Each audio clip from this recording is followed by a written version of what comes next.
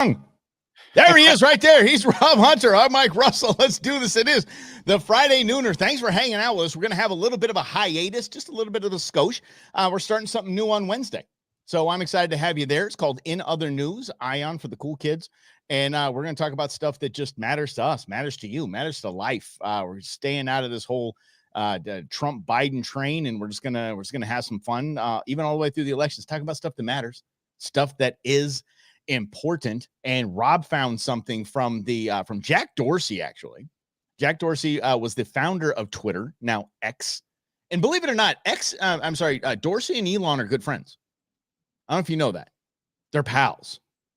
So this whole takeover essentially of Twitter, the obnoxious stock price, the $44 billion, Jack Dorsey was cool in the gang with it. He was like, my man Elon's going to come in here and basically save the First Amendment.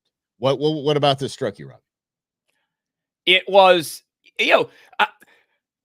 he wants to give you control of your own algorithm. So Mike and I were talking as we were getting ready for the show.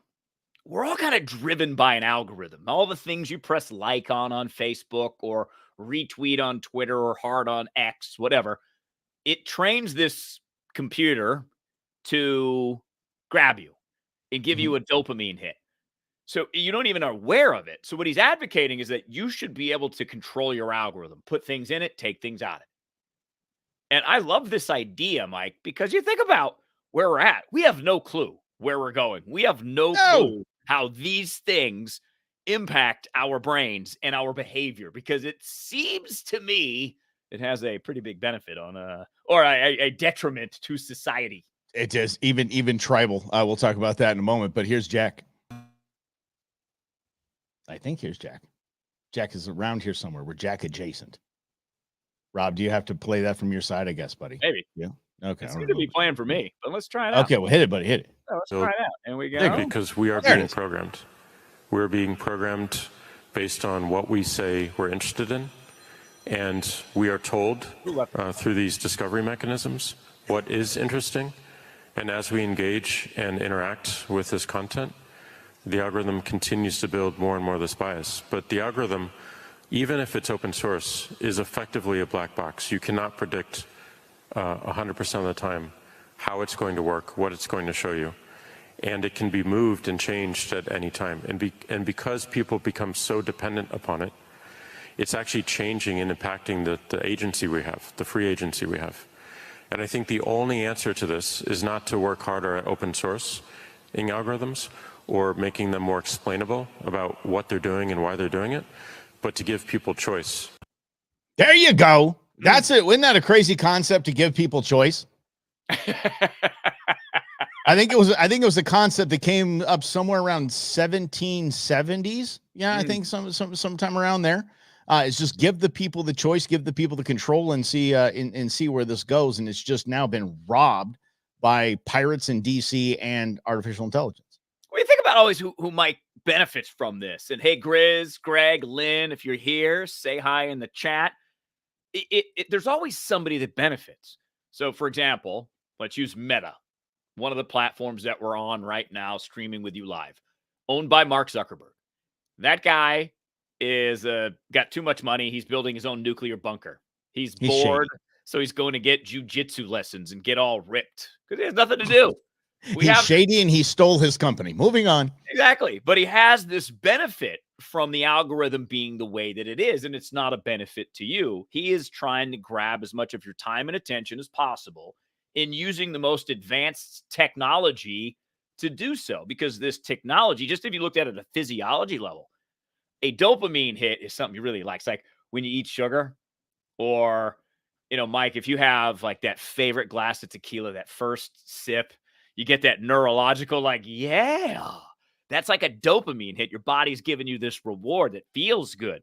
Your phone does that all the time. Or the opposite end of that spectrum.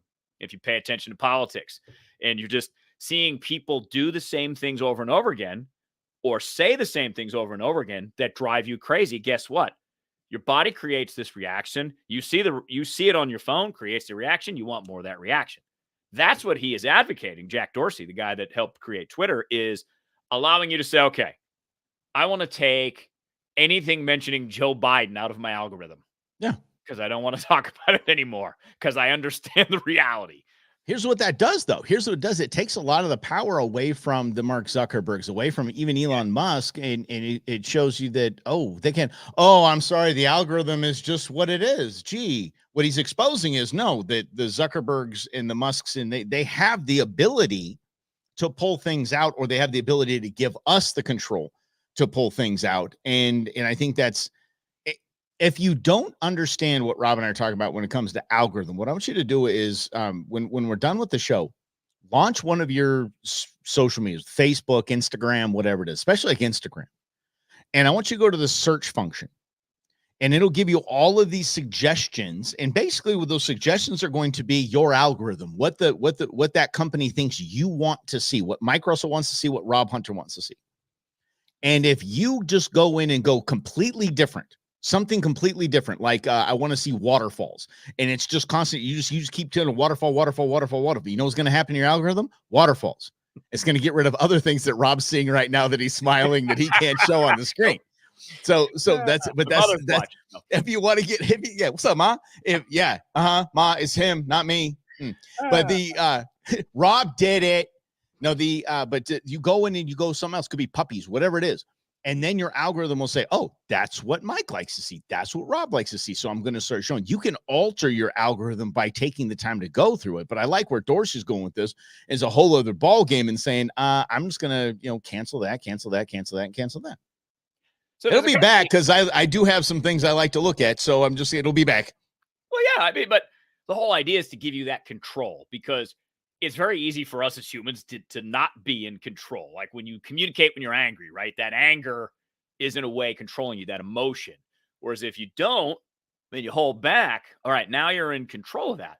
That's what he's talking about is we don't know what this is going to do long term. I mean, if you're a kid born now, or a kid that's 10 now, and you're coming up in this technological age and you already have a phone and you already have a social media account, we don't know what long-term effects that's going to have. So we're just kind of experimenting. Like, I don't know. We're just have technology and let's see. But it literally again, going back to the physiology, it can change your body's chemistry. So for example, a lot of people say that when people get depressed, they have a chemical imbalance in their brain. So you take a drug, it tries to regulate the chemicals, and hopefully you have better results. Now, For some people, that's probably true. In my case, that didn't seem to be true. But that same reaction, right? If you are 9, where is your brain in its developmental stages? And how impressionable is it? Because a lot of what we believe now to this day and what we do and make our decisions on are based on the opinion of our 9-year-old self and some interpretation of something that happened. Plus, here's another part, Mike. You get exposed to the adult world too early at 9. And I don't think that's good for kids either, to have the option to see dead bodies or people do crazy things like eat a Tide Pod. Yeah. But I think that us as Gen X, we had to become 30 at 10. Maybe that's true. Right. We became 30 at 10. And the cool thing is we've been 30 ever since. We haven't stopped. We're just still going to be, I'm sticking to 30. Let me tell you that. I said on the show, I said today, I was like, I'm 49 years old. And I was like, whoa. That's knocking on the door of 50. So like, holy mackerel. Yeah. But I understand the exposure and everything happens too soon. And Rob brings up, dead bodies and Tide Pods. What about Starlink? Starlink was just brought to an Amazon tribe, 2,000 person tribe, Amazon tribe. They ain't seen jack outside of anything. I was watching one of my favorite shows. It's called Meat Eater. It's just really well done. The host, Steve Rinella, went down to the Amazon. I mean, he's fishing in piranhas. I mean, it's just rad, but he's with all these different tribes and what they do and how they hunt and what they eat and fish. It's fantastic. These people are making their own bow and arrows. It was so cool to watch. Really, really neat. So you would think, okay, these people get internet, the access to all the world's information. They're making better bows. They're fishing better. They're feeding themselves. They have irrigation. They have different health standards. They're like, everything is just is clicking and just, yes. No, 9 weeks later, they're addicted to porn And the kids in the tribe will not take their eyes off of it. They are now screen time addicted, and they went straight to porn. For the love of grief.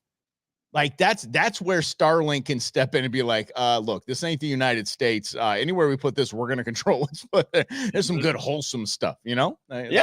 Reruns of Leave It to Beaver. We got this. A real example of how powerful this stuff is.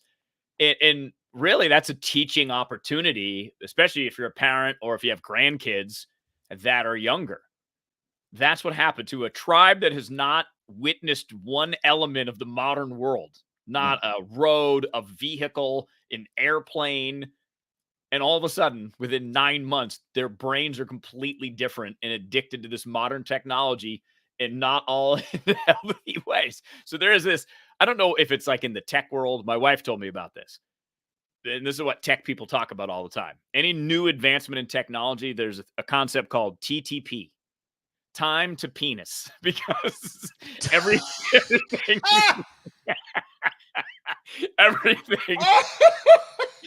everything. See, this is why it's going to do an internet show, right? Because you get in trouble for saying that in a previous day. TTP is a real thing because there are always guys that use new technology for that. Man, okay. That's the thing. TTP. Okay, yeah, and it's what it comes down to. And the thing about this, I mean, don't admit this. Back when I was a kid, you'd see like a National Geographic magazine. They show those tribes where the women aren't wearing any tops. I was like, oh yeah, I was all about that. I was like, oh heck yeah, that in the Sears catalog. Don't get me started. So I was all fired up about that. I can only imagine what these people in this tribe are seeing for the first time and going. I want to see that again. All I have to do is press this button. Every year, it's published everywhere. It's not just I don't get but the top adult entertainment website in the world, which is Pornhub, publishes the top searches in every state. Like what's searched for in every state, and it's fascinating. If you go globally, I could only imagine, and especially just kind of go Google Earth somewhere down the river to the Amazon. Like, yep, what do they search? What was that? Yeah. Plus, now we know. Yeah. Yep. There's no secrets anymore. No. And it's so funny because I don't know why I've listened to 2 long interviews with Tucker Carlson. We talked about one a couple weeks ago. I listened to another one the last couple of days, and it's this idea of how unplugged he is. So Tucker Carlson, a guy that's been on television since I was a kid. He used to host Crossfire in the 90s. Doesn't have a television. Doesn't have a computer. And I'm like, maybe he's on to something. It's just unplug because there's less kind of strife in your head when you're not paying attention to all the doom and gloom every day and how the end of democracy is here, whichever side you believe. He said, I just saw something this morning. He said he was threatened by Mike Pompeo. He talked about like Mike Pompeo knocked on his window of his car or something like that and was like, this whole JFK file thing you're talking about, it needs to end now. Like you are, I'm like, what in the bleep are you kidding? Right, come on. Crazy. How dicey is that? Well, that's one of my first brokers when I was in real estate, he said you can't consider yourself successful until you've been sued. And he said that's because people think you have something to go get. Nobody sues a poor guy. So he said you've reached a level of success when people sue you for what you have. And what's the level of success that you have as a journalist? If the Secretary of State knocks on your window and tells you what you can and cannot say. Yeah. Whoa. Like you just retired. Tucker to be like, yeah, I have reached the top. This is the apex. This is my Everest. I just had the 3rd or 4th most powerful human on the planet threaten me at my car. Well, I mean, it seemingly has the authority I'm yelling about that. Take out an American citizen because that's what we do now, even if it was a terrorist guy. Like, oh, okay. But see, I think that this is where this all kind of gels together for me, Mike, is an entire belief system. And this is what Tucker talks about, that we have about America being a righteous place is in theory, but not in practice anymore. And it goes back to me and Yoda, really. Unlearn what you've learned. I look at everything now as a newbie. as I know nothing. I'm like, I don't know anything. And it's very helpful, Mike, if I'm picking up a firearm, right? Because I remember the rules. Yes. I'm like, I'm going to Yes, four. pretend basically like I don't know what this thing is. And I shall follow the 4 rules because That's my man. that's it, right? And that's where I'm at. I'm just like, I'm willing to scrap every belief that I ever had and start over, see what happens, including about my algorithm. Yeah, but no, I just came back from Mexico and I was down there during their presidential elections. That was a trip and a half. That really was. I mean, they saw people just out there just having this very communal lines. Everybody's just, making food and hanging out and just waiting. And this one lady I talked to, we call her the shell lady because she had a shell store. It's fantastic. Intern beans love that stuff. She's like, I waited 4 hours and she held up her thumb. And I was like, her thumb had ink on it. They fingerprint their people. And then I talked to another guy down the road. He was doing this little fishing charter. And he goes, I'm not going to vote. He goes, they already know who won because they killed everyone else. So then, no lie, it was something like 30 politicians died during the campaign, shockingly. And there was a mayor that was capped the next day, a female mayor in one of the Western cities, gone. But he said, we know who's going to win. He goes, I don't have plumbing. I don't have plumbing at my apartment. He goes, I'm not going to vote for these clowns. They're not going to fix my plumbing in my apartment. They're not, this is me and my wife. And by the way, getting utilities down there, one month it could be $30. Next month is $1,400. You can't pay it that day. Boom, snip, gone. Wow. It's a corrupt thing in the planet. But when you go down there, you appreciate even the worst of what we have here. And I don't know why I just went on that. I just jumped onto that Mexico thing, but I mean, it was absolutely stunning to me that, again, as I've said, and Rom can back me on this, if I were in Mexico with my family, I'd pay the cartel 10 grand. I had that. Hell yeah. I'd do anything in the world to get here to the United States. And as crappy as we say it is, as garbage as these parades and these bozos on cable news say it is, go to another nation and check it out and see why they're all coming here. Don't know why. I'm going to step off my soapbox. I don't know why I just jumped on that, buddy, but there I am. There it is. We can always go back to the fish you caught while you were down there. I did catch some cool fish, man. Corbina. That was what I was looking for. The Corbina, spotted bass and bonita. That's what I caught while I was down there. It's fantastic. Yeah. See? Never shore fish. Just little guys. Nothing to write home about. Just little. More reasons to be grateful, right? Because we have options. We are still the best as individually, right? Our government is a mess. Our politicians are ridiculous, but you still get to live for the most part the way that you want. Yeah. And that right there is worth its weight in gold because of what Mike just said, because not many people have that opportunity around the world. We're talking 340 million of us in America, not including the people that we're not counting, but 350 million people living in America have that option. About 7 billion people around the world don't. They don't, and it seems like obviously it doesn't seem like, I think they are staring at the United States going, oh, if I could only. And then can you imagine if you're one of those people and you hear these pissing and moaning little millennials about how this country is the original sin of slavery and we're just a racist, this and that, and we're all corrupt, and you don't know corruption. You don't know corruption, but if you look at that election down there, and the people that wanted to participate yet knew that 30 plus politicians were capped or elected, people that had something to do with some campaign capped, you knew the fix was in, but you still participated. Does that sound familiar? I think a good part of this nation feels that the fix is in, that it's already been decided. I think it was Will Rogers that said if voting mattered, they wouldn't let us do it. So you kind of have that same vibe, but you still do it. You still go. You still participate, even if it's worse like it is down in Mexico right now. It's just absolutely crazy to me. So again, when people are like, oh, this election, people are going to sit on the hands. No, people will vote. And every single vote's important.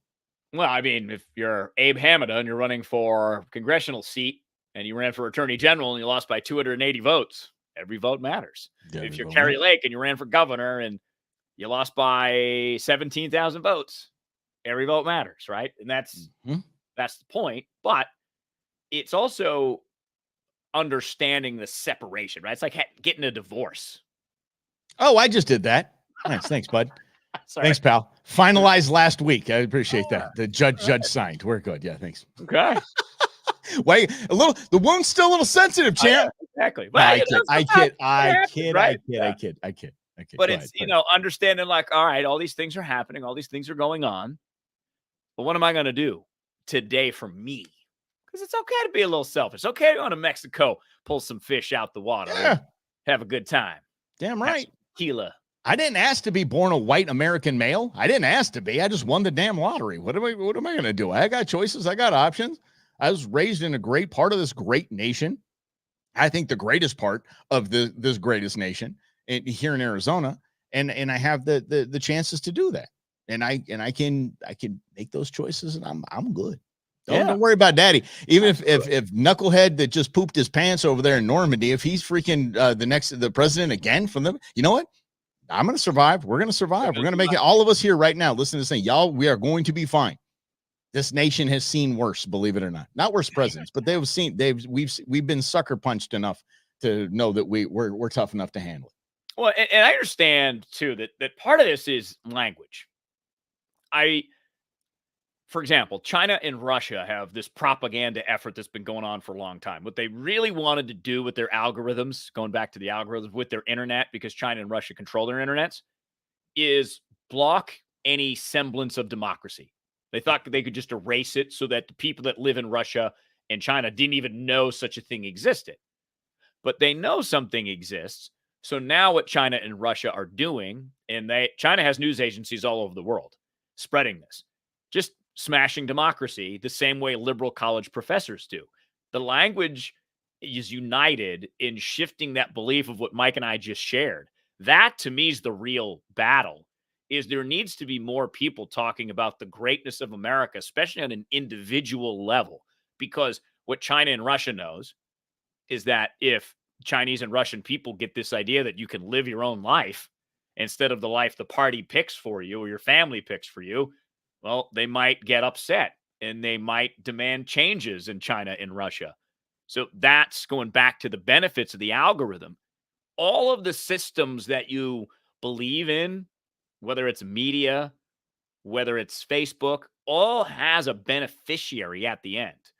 So this division is a multi-billion dollar business. That's all it is. Yeah.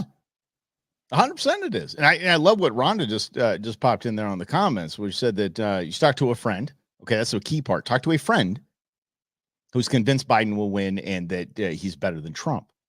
That's amazing that, Rhonda, you are talking to that person and you consider that person a friend. It is so I'm dating a very liberal person who's coming from a very liberal family.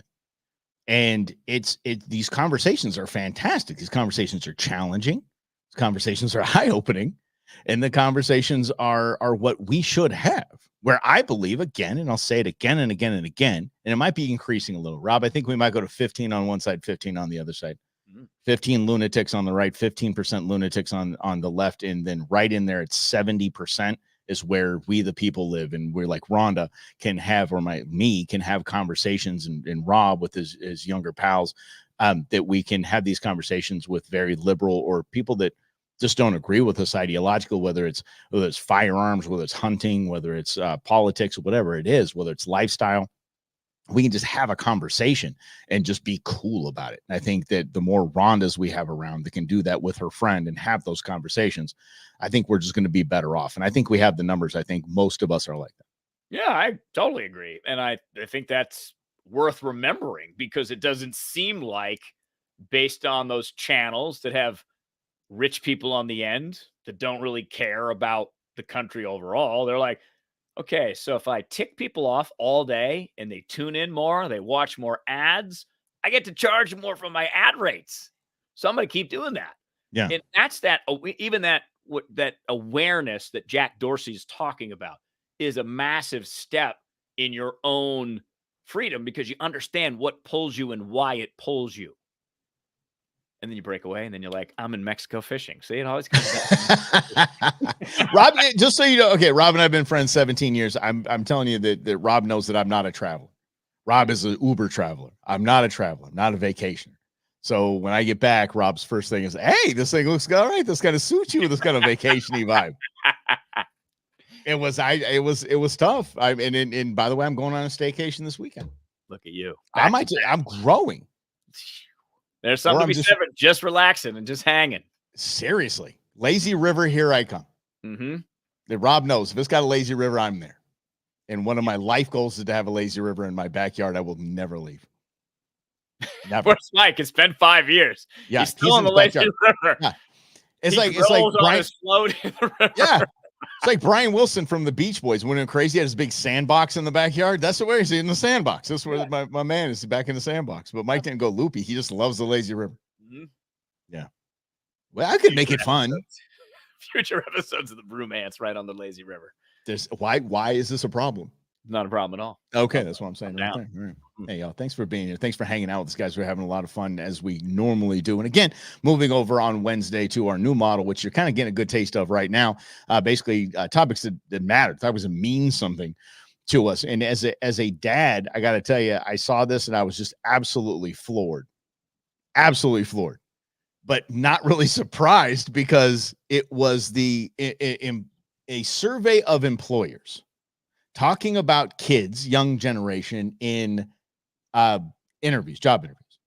Now, the reason why this caught my attention is because Nuge, my son, just got a job, his first job. And he applied for 3 places, only 3. I was grabbing, I wrote his resume, all this. We were going over like, hey, I want to apply for that, apply for that, apply for that. He said, no. I'm not trying to be this dad. I don't want to do this dad. I want to work at somewhere I like. I'm like, this kid's never going to get a damn job. Applied for 3 places, got 2 interviews, got 1 job. I was like, okay. So essentially, y'all, if you have kids, grandkids that have said, oh, I keep looking for a job, I can't get, you can get a job. If my knucklehead can get a job, y'all can get a job. Kid, I kid. He's a great kid. But I was nervous because of the interview. I ran through some questions and answers with him, told him, to make eye contact, shake hands, bring a resume. By the way, bringing a resume isn't even a thing anymore. I'm like, why would you show up to an interview without a damn resume? I went and got nice paper and to make sure that it was all nice, Oh, I remember those days. Yeah. Yeah. I mean, it's his first job. He's going to a restaurant and applying for a gig. So anyway, the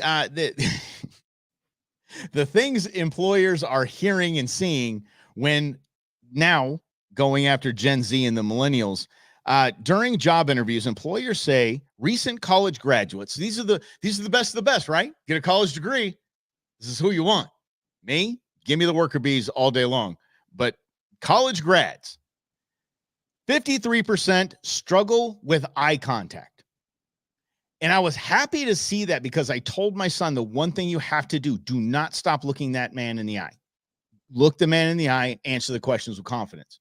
Because for some reason, I said that to him. It was one of the few pieces of advice I gave him. And that came up as one of the things that employers are saying, these kids don't even look us in the eye. And that's huge. And that comes from these.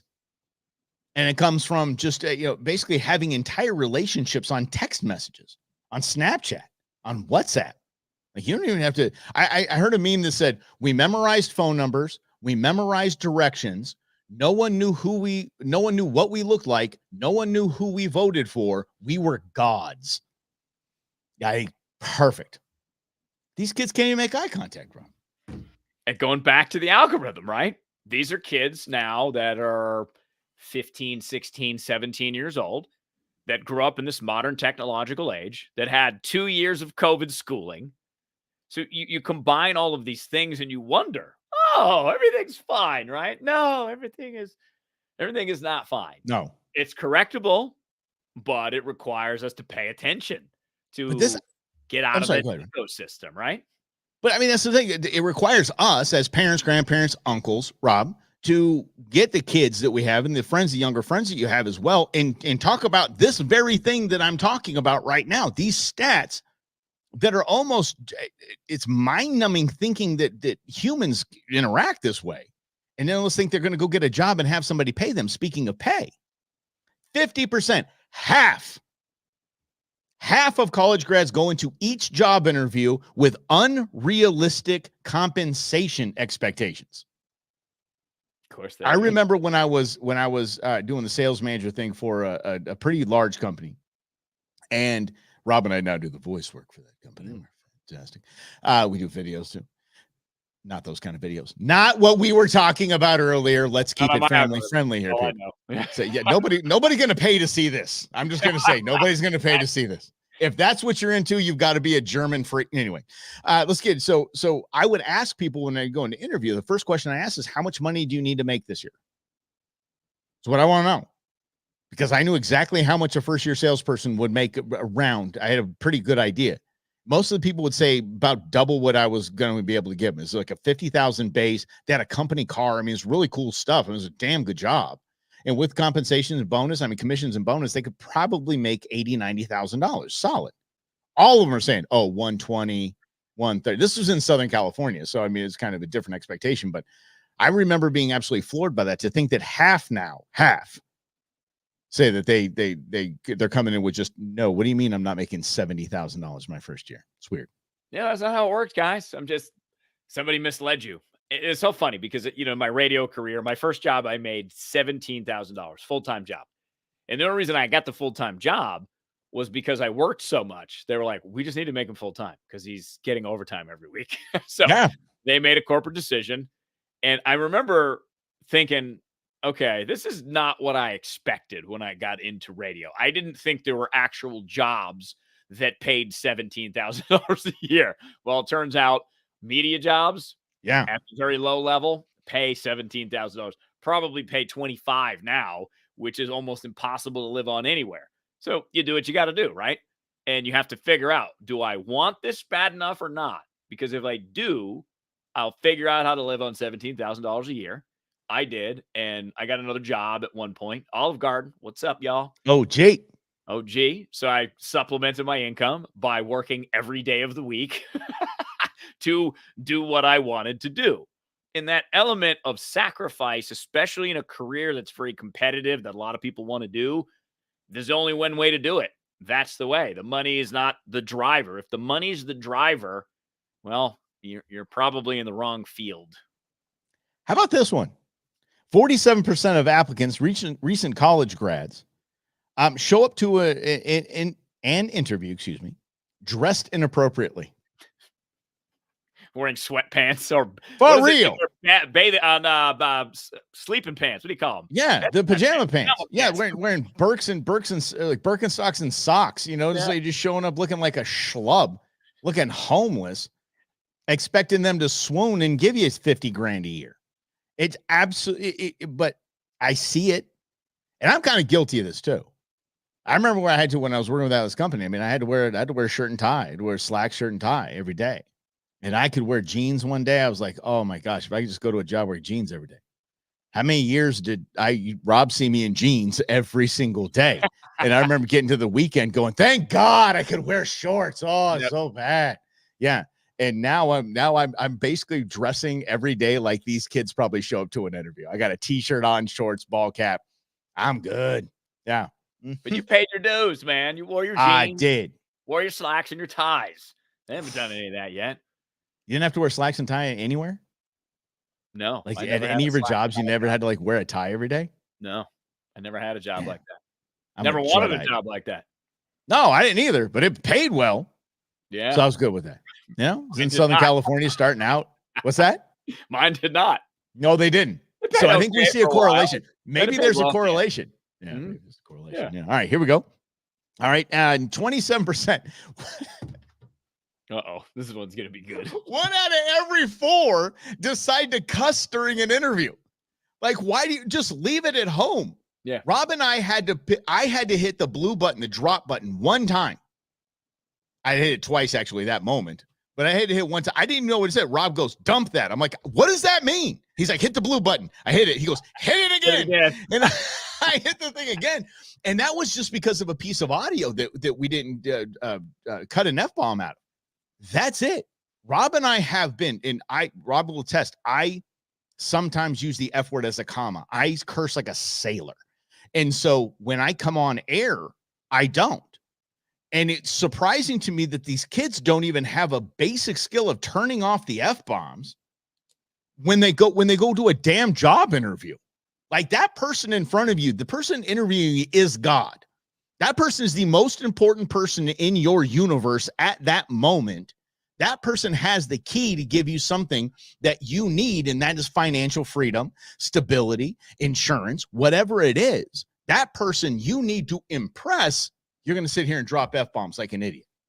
And it just shows the level in which life skills have not been taught any of these kids. 1 in 4 don't even have a basic life skill to not say blank, Yeah. Mr. Johnson or Mrs. Johnson, who was going to hire you for what you went to school and got $300,000 in debt for. I'll say, okay, I'll get through this here. So 21%. So 1 in 5. 1 in 5, 21% refused during a virtual interview to turn on their camera.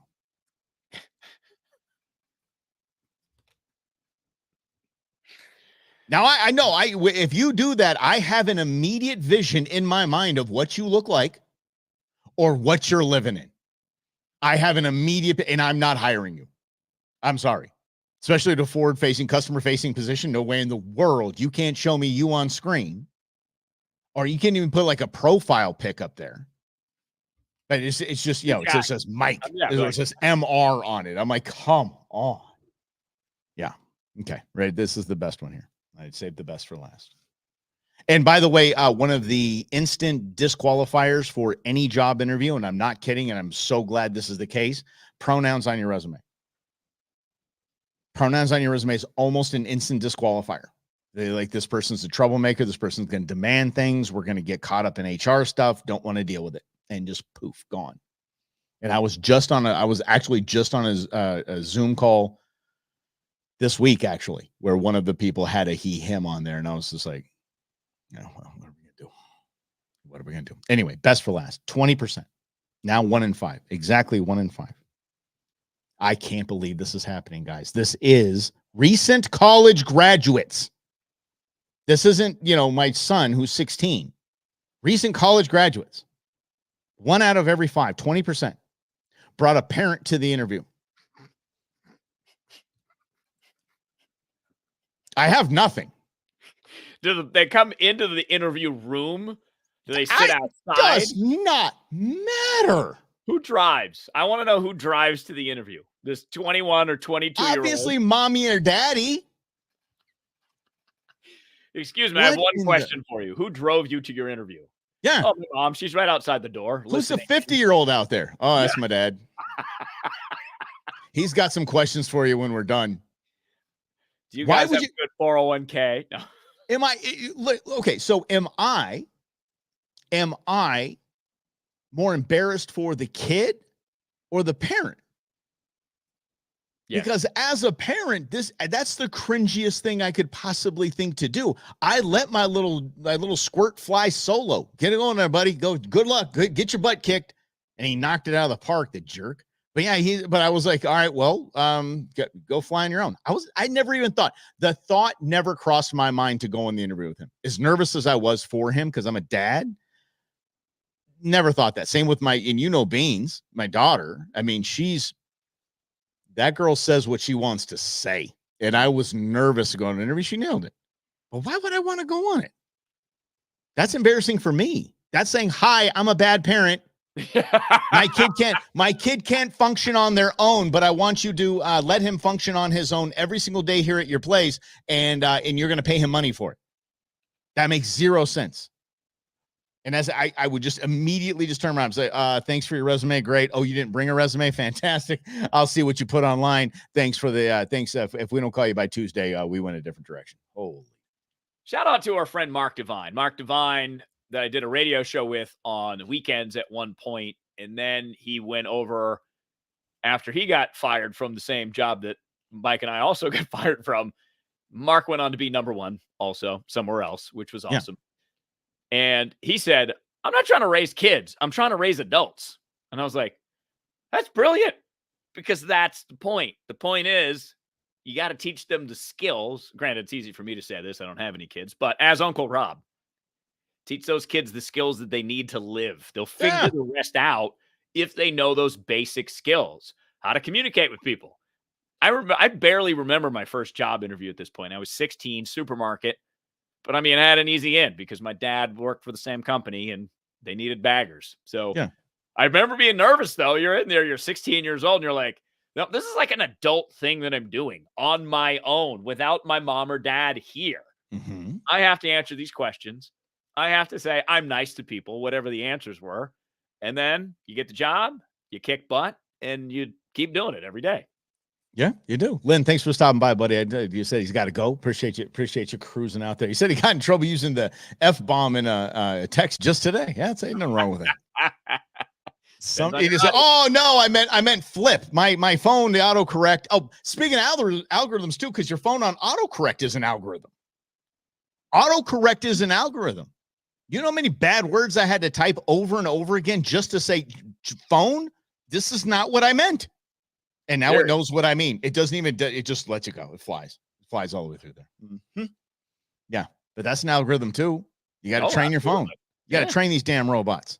It's your technology. Use it to your advantage, not to suck you into a black hole of whatever's on your Instagram search page. Nothing. No. Nothing but hunting and cooking videos, Rob. Mine's all about the Constitution. Constitution and advice from the rapper Nipsey Hussle. That's it. That's what I get. Nipsey Hussle, he's dead, isn't he? He is dead, but he's got plenty of great quotes on the internet about mindset and business. I'm like, this guy's. Well, Cat Williams now has him, right? Isn't his name Cat Williams? Cat Stevens, what's his name? Cat Williams, the comedian? Yeah. He's now taking over every meme around is now him. He's become a household name on podcasts because of podcasts. Yeah. Surprised that guy's alive. I really am. We call it what it is. I listened. He was interviewed on Joe Rogan. They had a conversation about weird stuff. He's a very well-read guy, Cat Williams. Yeah. I was surprised at the depth of knowledge. He's like, I wasn't allowed to watch TV when I was a kid. All I did was read. All this day, I just read. Yeah. Like, dang, got a hidden genius in here. I was actually very proud in my, from my previous life to this life. My daughter asked me, she was here at the house. She goes, Dad, do you ever turn on your TV? And I say, for Dodger games. That's really about it. Other than that, I got on and I'm reading stuff and, editing stuff. And this is basically just it. TV's just draining. And it's taxing with all these damn channels and stuff like that. I'm like, forget it. I'm going to turn music on. Yeah, it's ridiculous. Although I did watch, because at a certain time I like having background noise on, and I've had a lot of music on lately. So I'm like, I need to find like a show I can put on that I can look up at every like 20 minutes and still know what's going on. Race to Survive Alaska. Pretty fun. Oh, okay. These teams of 2 trek across Alaska on this. They have 5 different races. You're out in the wilderness for 40 days. You got to figure out how to survive. They give you a little bit of rations. It's wild. By the end, I was like, no, I don't want to do that. This looks stupid. Why would I want to do it? But by the end, I'm like, I want to do this. I want to go run around in the woods, but I'm not going to do that because. No, just last night, my girlfriend's into Naked and Afraid. She actually auditioned for it, was ready to go. The COVID hit, blah, blah, blah. Crazy. No lie. Mm-hmm. And so I've been watching this with her. I thought it was a whole different show. I thought it was about, like kind of a Survivor kind of vibe. Like there's a whole season and this and that. No. Like every episode is just people surviving for 21 days naked and a dude and a chick. And I said, what do they win? And she goes, nothing. Kind of her vibe. I'm like, so basically these people are just getting used. And there was Rob, there's the thing is, I was like, I looked at her. I'm like, is it like a couples thing? I'll do it with you. I'd give it a try. Yeah, I think I could pull this off. But like Jay Moore said, if you can bring one item, he goes, I'm bringing pants. That was a genius. Yes. But he said, but you look at these people at the end of everything, and they look like they have chicken pox. They have so many bites all over their body. I'm like, I am not doing that. Mm-mm. It seemed like a cool idea. Like, yeah, let me go survive out there for time. Please. What are you bringing? A bug net, a mosquito net. Exactly. Wrap myself around it and just lay there for 21 days and hope I don't die. Well, look, it looks easy on TV. Like I could do that. I could climb the mountain. Yes, because what you didn't see is they condensed the 12-hour trek through the Alaskan forest into about 30 seconds. Yeah. So of course it looks easy. God, that's simple. And it's all uphill, you know? And one of the shows I watch is Alone, where they drop a bunch of people off kind of in the same area, and they've just got basically last one that doesn't tap wins. This guy killed a deer, and he was like, "Oh, I got to build a smokehouse." That day, he builds a like professional smokehouse, and I'm like, "The hell! I can never do this. No, I don't want to do that. I can barely hang a shelf. It took me an entire day to hang my bison skull." I was born in a modern age. It's not my skill set. Nope, don't have that one. No. Does this sat phone that you gave me have internet, or does it just call somebody to come get me? Is this all this thing does? Does this have internet? Does this get YouTube on it? I don't know what I'm going to be doing. Sit here. I don't know how to do any of this stuff. The darkness. Yeah. What? Yeah. Oh, yeah. I don't know how to do any of it. Mm-hmm. What's so funny? You think you can. In our business too, it is. Which one was a dumb show? Lynn says something. Lynn's back. He just came in with dumb show. You can't get away. Dumb show. Are you talking about this show? Because you're probably right if you're talking about this show. But the funny thing is so many people would tell Rob and I all the time, well, what do you guys do? You're just talking to a microphone. That's all you guys do. Just how easy is that? Okay, do it. Try it out. Give it a try. See how it ain't easy. Tell you what, it ain't easy. I remember I listened to a guy who was auditioning for it, and Rob knows exactly what I'm talking about. A kid who was auditioning for a position at a station that we were at. And he had to do an live on air audition. And he got to he did a segment. He started it out and he was like, "How much more time do I have?" It's like 4 minutes. He goes, "I have nothing. That's all I had to say on my notes here. That's all I have nothing else. Can we just play music?" He said this on the air. And believe it or not, he got the job, by the way, over me. So not that I'm bitter or anything, but he literally got the job over me, and the guy didn't even know how to just put a segment together. Yeah. Because Naked and Afraid's not a bad show. I dig it. It's just funny because it's just so cringy awkward. Hi, you're naked. Hi, you're naked. I was just talking to somebody about that, and a lot of people come back with like parasites that go on Naked and Afraid. Yeah. So I didn't realize there was no money. I just figured, okay, if you could do it, here's 50 grand at least. Nope. Sure. Nope, not at all. So you're gonna come home with bites, parasites, and no money. Yeah. Where's the win in it for me? And you brought up Joe Rogan. Remember when he was the host of Fear Factor? Mm-hmm. And that was every single time said 10 grand. Work harder. I will find another way to make 10 grand than sit and eat scorpions that are crawling all over me. I'm totally okay with never doing that at all for 10 grand. And these people just do it for nothing. Oh, what a great experience. And then they had to awkwardly naked get on the back of four-wheelers. So these two guys got to come in four-wheelers, and there's a dude who's like, why did I draw the guy again? Oh, and this guy just swings his leg up over the thing and just grabs right behind him. I'm like, let's go, buddy. Nope. That guy better be getting paid. That guy better get all the money that these other people are supposed to get. That's got some dude's junk on him right now. Holy stanky ass bug-ridden junk. Ugh. Yeah. Mm-hmm. You're right, Greg. 2 and 3 hour monologues are Rob and I have done them. Whew.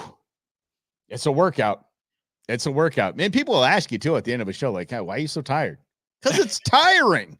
You spend a lot of energy doing this. Yeah. It's not something that's easy. Let's talk about this. It's not something you learn quickly either. You just have to learn it by doing, even to Rhonda's point, right? Because the consistency is where you build the habits, and doing it all the time and doing it every day, even if you're not doing it on a microphone. My mode of operation was I was always doing a talk show in my head, still am to this day. I'm always creating things. I would say it this way or do this, or how am I going to start my segment tomorrow about this topic? Okay, Mike's going to say this. What am I going to say? I'm just always doing those things to make monologues better, because that's the process. You don't just show up and go, all right, what do I say? 2 hours, especially. You got to have a plan. Yeah. And then we came to streaming and there's no commercial breaks. So we're like, whoa. Yes. Yeah. This is an animal. It is definitely a whole different animal, but it's just, I guess it's just addicting. I mean, I would be driving in the truck and I would hear somebody or one of our coworkers or a competitor set up a topic coming out of a break, and I just turn it off and finish it. And that's basically how I taught myself. And people think, oh, yeah, it's easy. I can do this anytime. It's easy if you practice. Yeah. And Lynn, if you want to, if you say you want to see wild animal hunting, Meat Eater, I would highly recommend on both DirecTV and DirecTV has its own channel, but on Netflix, highly recommend. Learn a lot of cool ways to cook and prepare animals. I actually had somebody I was talking about feral iguanas in Florida. You know this problem, right, Robbie? Is it Florida? You know Florida peeps. They can hunt them from their front porch. A lot of them, it's legal. Miami way. Mm-hmm. Yeah, just iguanas everywhere. And a guy posted, he was like, I'm curious about iguana nachos. So I looked it up. Recipe for iguana nachos. Did not know they were called the chicken of the trees. How about that? And if it gets too cold, they'll fall out. Really? Yeah. Like, so it's raining iguanas. Jeez. People gotta be dodging, walking down. Yeah. I think it's like one of the wealthiest neighborhoods in Colombia, or I forget the nation, but it's one of the wealthiest parts of that nation. I mean, just like basically like the Hollywood or Malibu of that area. And what are those big giant rodents called? They're like they're bigger than dogs, like marmots or something like that. I think the giant ass things, and they're overrun. The town is literally overrun by they showed people in like this high-end park in this harbor and stuff like that, and there's just about 50 of them just kind of hanging out, and they're all ticked off. And then in Florida, you have iguanas, and not only are they just rolling around, they're falling out of trees and knocking you in the dome piece, man. Forget exactly. That, it's a hazard. Florida. That's why every bad story starts with a Florida man, because people just lose their minds down there. I would. Why are you looking around all the time? I was worried about a damn iguana falling on my head. Exactly. I'm here in South Florida, enjoying all the things, including iguanas falling on my head. Yeah, you just got to deal with it. Mm-hmm. Let's do this if we could, Rob, because this is definitely falls in line with something that you've been working with the Earn It All crew. Check this out. Ultra processed foods do not, in all caps, cause obesity, says United States government's top diet advisor in bombshell review of current evidence. The quote, studies have been biased. Right out of the gates, I'm going to tell you, I'll take the Pepsi challenge. I really will. Oh, was it, what were they, buddy? Capybara. Thank you, Grizz. Appreciate you, bud. The big rodents. But I'll take the Pepsi challenge. Rob goes back to eating his Skittles and Oreos and eating only things that are packaged in prepackaged meals, highly processed stuff, right? Chips and all that. And I'm going to eat veggies and game meat for an entire month. And we'll go supersize. God love him. We'll go supersize me on this and see if we and see who wins. Don't tell me, especially the top Biden administration nutritionist says that there's no link between highly processed foods and obesity. Is absolutely dangerous and asinine. It is. And let's be honest. This is the biggest driver of our debt, our health. We just refuse to get healthy. We can call it whatever we want. We can get offended. We can say you can't label people, but that's just the cold, hard math. Like that's the ridiculousness of this. We can't even in this country admit that we have it so good. We've become unhealthy on purpose. I mean, that's it. Yeah. And that's why, I had to take control of my own health, which was hard to do because, again, who's the beneficiary of me eating all these processed foods? Well, all these processed food companies. I love fast food. I love going to Wendy's. I went to Taco Bell last night. I hadn't been in a long time. Mm-hmm. And Mike had warned me about this, but I was like, yeah, whatever. A soft taco at Taco Bell cost $2. What? It was what was it? 49 cents without cheese when we were in high school. 49 cents. 49 cents with cheese. Mm-hmm. Yeah. And that was in the 90s. It's now $2 for one soft taco. You want a Doritos Locos taco, which is $3 for one taco. It's worth it, but it's $3. So, I did the cheesy gordita crunch, and that's like $6. Yeah, the Crunch Wrap Supreme, which I like. Yeah, $5.49. I'm like, dang. It was 15, almost $16 for me to eat at Taco Bell. Highly processed foods, and if I ate that every day, I would destroy my health because I was eating a lot of that, and I was like, I can't really do this anymore. Not in perfect health. I still love my sweets, but I work on it because I know that's BS, but it gets into this idea again, you're the best person for you, not somebody else. You are. You got to be your own advocate. Oh, The government ain't. Rob, now I know why I was going to, I went on that whole Mexico story and my mind went somewhere else. Squirrel. Yeah. Because I got in trouble. Oh, Yeah. I got in trouble for making comments that might not have been too complimentary about some people on the beach that were in bikinis and were weighing about 300. And I made comments that I shouldn't have. I know. I'm trying to grow. These are head thoughts that should stay in my nugget. Should stay right there. The problem is it's cracked on this side, so they just leak out. So that's my whole issue. Is that they should stay in my head, but sometimes they just kind of spill out. Yeah. But I didn't want to be part of the rah. Oh, isn't that great? Isn't that great? Just proud of their Lizzo size.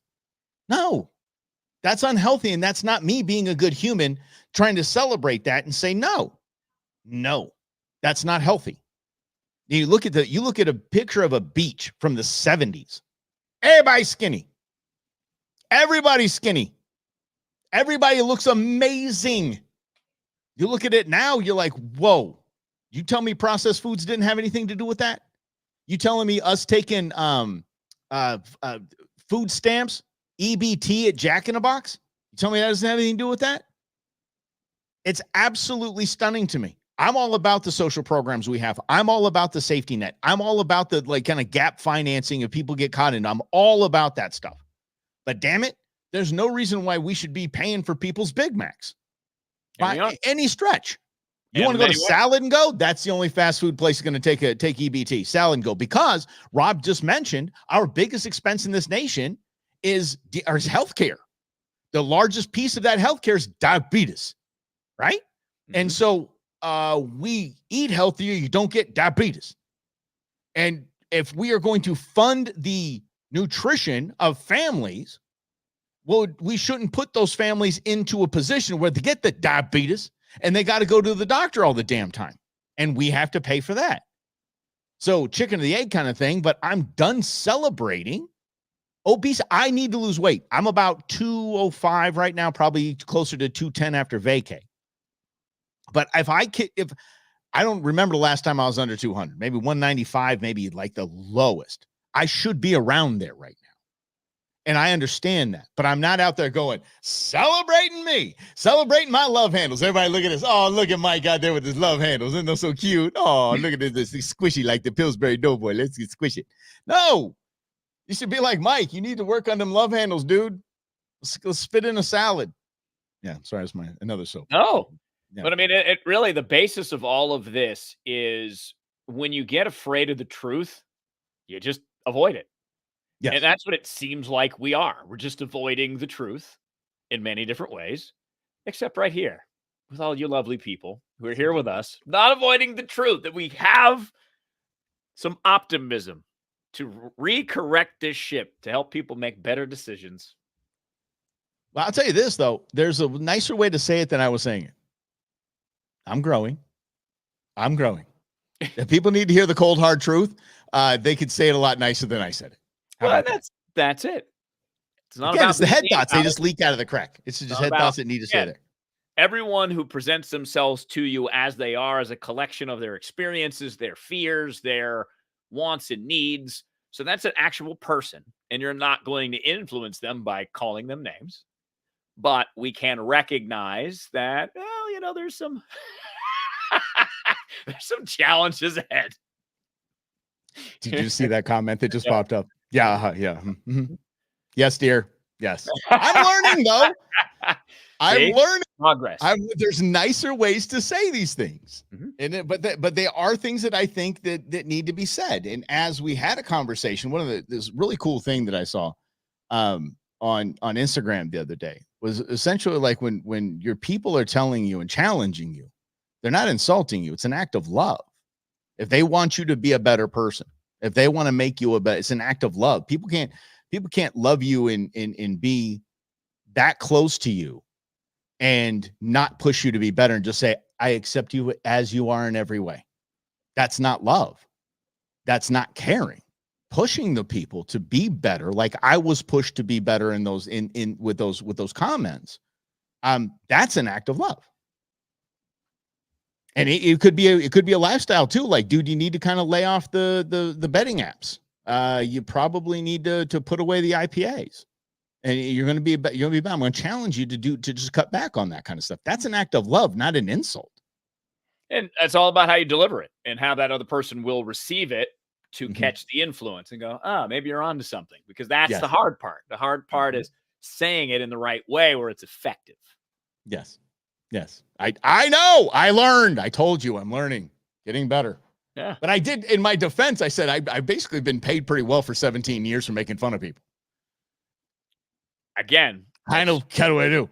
We're all programmed to go back to the very beginning of the show. And if you missed the beginning, go back, because there's a really important thing that Jack Dorsey, the guy that found Twitter, what he said about that is we're not even really aware of what controls us, mostly because all the things, right? Our training, Mike and I's training, and this has been very hard for me too, is to shed some of that, let that go, unlearn it, because it's gotten really bad. Like the media commentary now is awful. It's completely one side's disrespectful to the other all the time. And I know we're cleaning up our act here when it comes to basically people saying the same old garbage about two very old men that are running for president of the United States. And by the way, why did we change our model the day after one of them pooped their pants? Anyway, so I mean, this is just a tee shot. So I heard MSNBC going after gun owners as complete hypocrites for watching the Hunter Biden trial, and I was like, no, the man committed 2, 3, 4 crimes in that we didn't commit. That's why we're gun owners. And fact of the matter is, I'm not exactly on the up and up 100% when it comes to my taxes, but I'm glad tax evasion got Al Capone. I'm okay with that. But the whole like, oh, you gun owners, you Trumpers, I tell you what, the dude had freaking crack in his holster. I actually have a much more libertarian approach on that. Bring it. I'm not sure that I don't know if I believe anymore that just because you're a felon means you shouldn't own a firearm. What if it is unrelated to a violent offense? I agree. Yeah. Well, look at Debbie Wasserman Schultz right now going after just stripping veterans of their firearm, their ability to have a firearm, because of an additional question that they have to answer: that do they have someone else manage their finances? Every husband in the world would go, wifey's got it. Yeah. So no, I have someone. Yes, I have someone else manage my finances, or just I have an accountant, or I have an investor that does that for me. Sure, but she's thinking of a fiduciary that the court has to say, you can't handle your own finances. You're not mentally stable enough to handle that. That's not what the question asks. And she's just like, we just took 10,000 people away from their veterans, their ability to own a firearm. Yeah. Or ability to vote. And violate a voting law. Thanks, dear. Be allowed to vote. Yeah. Interesting question. The voting thing. I mean, the voting thing. We know why. It benefits Republicans. That's why that's a law. 100%. I'll just say it. It's plain. Just like but at the same time, because they'll vote Democrat more likely. It's a game of which side you want to win. But at the same time, like we said, if you don't like the Constitution, you can change the Constitution. It's in the laws are there. If somebody gets out of prison, gets out of jail, there are steps they can take to have their rights restored. So there are mechanisms there. But I do agree that just stripping someone of the right to vote or own a firearm, defend themselves, is interesting especially on certain crimes. Like if I go to jail for a white collar crime, but it's a felony, I can't have a firearm and protect myself because I did some shady stuff with investing. Come on. Exactly. Yeah, it is. And I can't vote. I can't pick who's president because I cheated on my taxes. Like, come on. Doesn't make sense. Not that I would cheat on my taxes. Are they listening now? Not that I would ever cheat on my taxes. No, I like to pay the government. Oh yeah, go. Thanks, Mark Cuban. That's very cute. I got a $2 million check I paid for the ass. Yep. Nobody likes paying taxes. No one does. Don't even play. Oh, it's an honor. It's my deal. No, you don't. It's not an honor. There's no ROI on it. Yeah. We went to war over 2% tax on our breakfast drink. So, I mean, we do not like that. None of us do. Nope. It's in our lineage and our DNA. We do not like it. Indeed. Yes. All right, kid. You got a big weekend plan, buddy? You got anything good happening? entrepreneurial life. So work, work, yeah. work, work, work, Yeah, a little work. the same. A little staycation though. A little staycation. I love it. And if you're into it, and I might post this at some point. I found a recipe and we can try out. It's what is it? Chili relleno casserole. A casserole, chili relleno. I'm making it with bison. Ooh, now and I'm smoking it. Nice. Put a little spin on it. So you know me, Rob. If y'all don't know, I'm just saying, like I will plan a weekend around something to cook. I really will, and it's just no problem to me because that's my zen. I cooked some fried rice the other night. I loved the process. Shut up. Yeah. I'm spending a lot of time at home now, right? Which I didn't do. My house is, I'm like, oh my God, I got to throw a bunch of stuff away. So I'm trying to find things in the house that I can enjoy that aren't work. Because otherwise, I'm here and work. So I've made this meal and I was chopping up the chicken and I was like, this is actually kind of nice. See, I'm growing too, Mike. I'm so proud of you right now. I don't even know what to say, man. I mean, there's so many changes that the evolution of Rob Hunter in my 17 years with this guy, I'm telling you. Woo. Buddy, I'm proud of you. Good. Okay.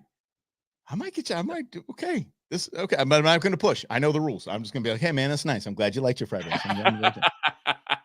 Because normally I just come over with cooking equipment and be like, okay, now that you're into cooking, here's what we need to do, buddy. We got you a new set of knives. We got you this. We got you new cookware here. I want you to use this and that. No, okay. One step at a time. One step at a time. Baby steps. Mm-hmm. Hey, y'all, have a hell of a weekend. Have a lot of fun. And just remember, heat advisories, all that crap. Just hydrate. We're Arizonans. We know how to do this. We're smart. We got this. All right, gang. Here's the deal. Wednesday's our next show. Wednesday is the beginning of In Other News, Russell and Hunter's In Other News, and we want to make sure that we focus on things that matter to us, matter to you, and just do what Rob and I do for the last 17 years, just have cool conversations over some fun stuff. So that's what we're going to do. Wednesday at noon. It's going to happen. Be there right here. Same spot. That's okay. Same spot. You'll find us. You'll see us. All right. Have a great weekend, everyone.